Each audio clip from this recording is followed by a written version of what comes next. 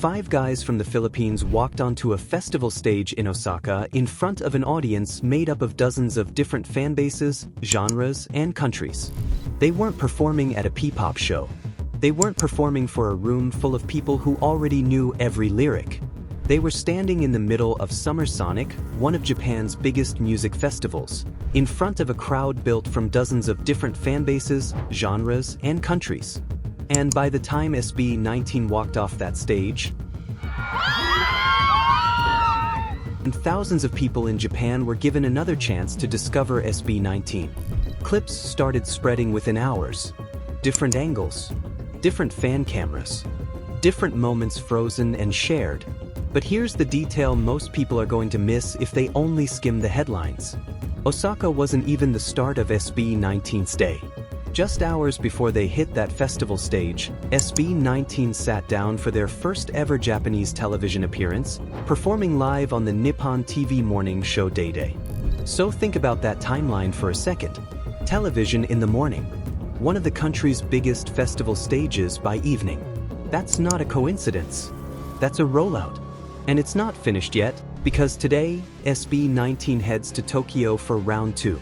But let's stay in Osaka for a moment, because what happened on that stage matters more than a highlight reel.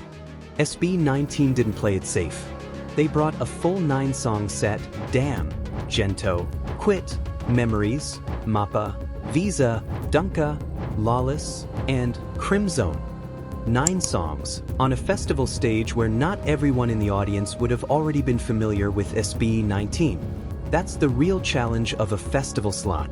At an SB19 concert, everyone in the building already knows the words. They came for SB19, specifically, because they're already fans. Summer Sonic doesn't work that way. People are drifting between stages all day. Some are locked-in fans of other acts. Some just want to see what's happening on whichever stage is closest. And some are about to hear the name SB19 for the very first time in their lives.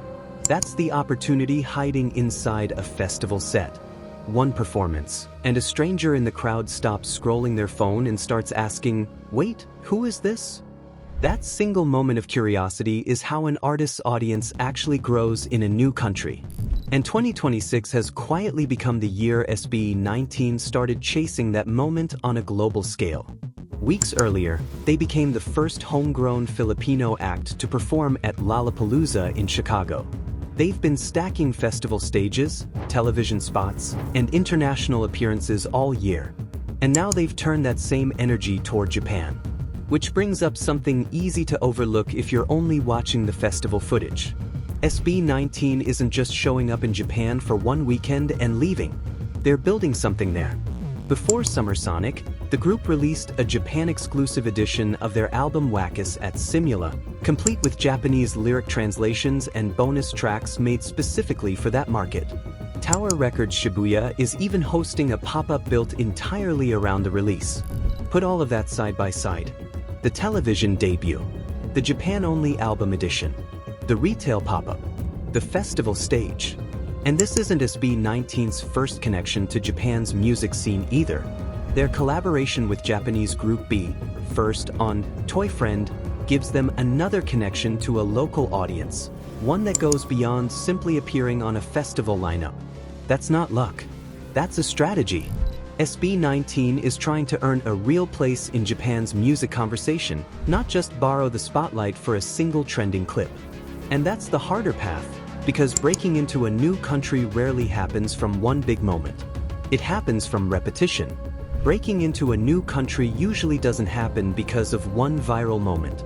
People need to see the artist more than once, on television, on a stage, online, and eventually in their own playlists. Slowly, an artist stops feeling foreign and starts becoming familiar. SB19 seems to understand exactly how slow and deliberate that process has to be. And that process is already in motion, because the footage from Osaka hasn't stopped moving since the moment the show ended. Fans who were physically standing in that crowd started uploading clips almost immediately. Wide shots of the stage, close-ups on individual members, shaky phone videos that still somehow capture what it felt like to be there. None of it is perfectly produced. Some of the audio is rough. Some of the angles are far from ideal. But that's not really the point of a fanshot clip. The point is reach. A performance that happened in one park, in one city, in one country, doesn't stay contained to that park anymore. Someone who has never heard of SB19 before today can stumble onto one clip and suddenly be 3 videos deep into their catalog an hour later. That's how a single festival slot turns into something bigger than the 20 minutes it actually lasted. The performance ends. The audience for it doesn't. Now here's where the story gets even bigger, because SB19 wasn't the only Filipino act on that Osaka stage yesterday. Vyntra performed at Summer Sonic that same day.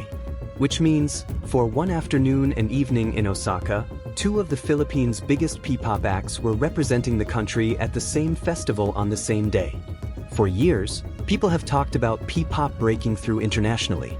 It was 2 groups, on one stage, in front of one crowd that didn't automatically belong to either of them. That's a different kind of milestone. For a long time, conversations about P-pop reaching an international audience stayed exactly that: conversations, predictions, hopeful posts online about what could happen someday. It was 2 Filipino acts, on a festival built around dozens of artists from completely different scenes, holding their own in front of a crowd that had no obligation to care. Lollapalooza was followed by Japan. Japan now gives SB19 2 Summer Sonic dates, Osaka and Tokyo. It's part of a bigger pattern that keeps repeating throughout SB19's year. Chicago, now Osaka. Different countries, different crowds. Same 5 members walking into rooms where they have to win people over from scratch. Every one of those performances slightly raises the number of people worldwide who now know exactly who SB19 is. Nobody should pretend one festival set rewrites an entire country's music taste. Japan is one of the most competitive music markets on earth, and that doesn't change overnight. The goal was to open a door, and SB19 just proved they can walk through it. Think about what that door actually leads to. What happens the first time a Japanese listener hears Gento and can't get it out of their head? What happens when someone catches Mappa live, feels the shift in the room, and goes looking for the story behind it afterward? What happens when a stranger watches Lawless, performed on that Osaka stage, and decides, on the spot, to look up who these 5 guys actually are? Those aren't small questions. That's where an artist's long-term audience in a new country actually starts to form, one curious listener at a time. And yesterday, SB19 handed a whole new crowd of people a reason to start asking. Because in a matter of hours, SB19 steps onto the Tokyo stage for the second half of this Summer Sonic run. Same energy, new city, another chance to turn strangers into new listeners. So Osaka wasn't the whole story. It was chapter 1. And if a 9-song set in Osaka was enough to get people searching SB19's name for the first time, Tokyo is about to give them a second reason to keep watching.